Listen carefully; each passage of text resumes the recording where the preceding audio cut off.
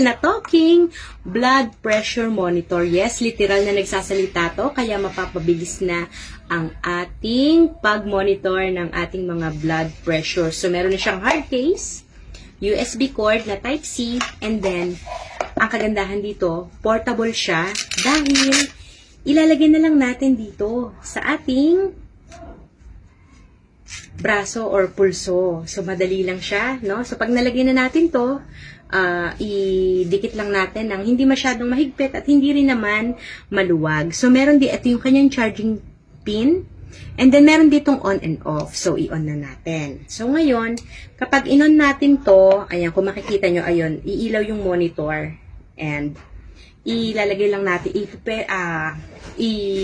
tatapat lang natin sa may heart, yung ating, itong ating kamay, basta itapat lang natin sa level lang ng puso natin, wag nating itataas. And then, meron ditong button. Attention please. Please keep silent and relax. Keep the cup lang at daw. heart level. Start measurement now. O, diba? Literal siyang nagsasalita. Kaya, hindi na tayo mahihirapan sa pag-monitor ng ating blood pressure. And then, kapag tapos na rin siya, at saka yung result ng ating blood pressure is, sasabihin din nitong ating talking blood pressure monitor. So, antayin lang natin, dahil usa niyang sasabihin kung tayo ba ay nasa healthy level, or basta ganyan. Ayan, antayin lang natin. Oy, makakatulong to sa ating mga nanay, tatay, lolo, lola. Your blood pressure is 107 millimeter of mercury pillar. Your diastolic blood pressure is 78 millimeter of mercury pillar. Your heart rate is 88 beats per minute. Measurement over.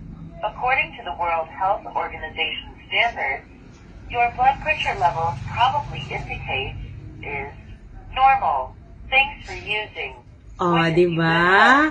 Diba? Literal na nagsasalita. Oy, guys, sangka pa. Tapos i-off lang natin pagkatapos natin gamitin. Oy, lalo sa katulad nating umiidad na, no? Kailangan na rin natin to. Lalo na kapag lagi tayong nai-stress, mga mi. Nako, wag na kayong magpawala nito. So, nako, ilalagay ko to sa yellow basket kung saan nyo siya nabibili.